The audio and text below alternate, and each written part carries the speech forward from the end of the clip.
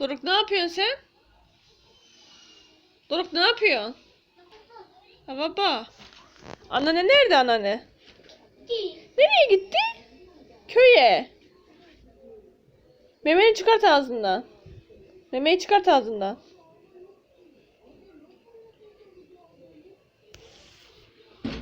Anneanne nerede anneanne? Hah, aferin. Anneanne nerede?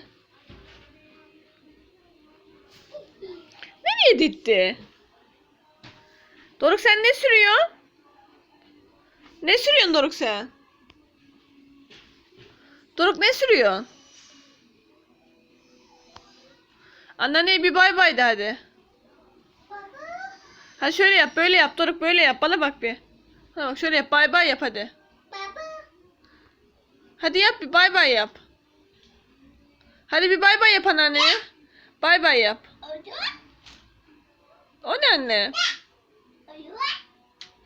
Doruk bir bay bay yap anneanneye. Doruk. Doruk bir daha yap bay bay hadi gidiyorum hadi.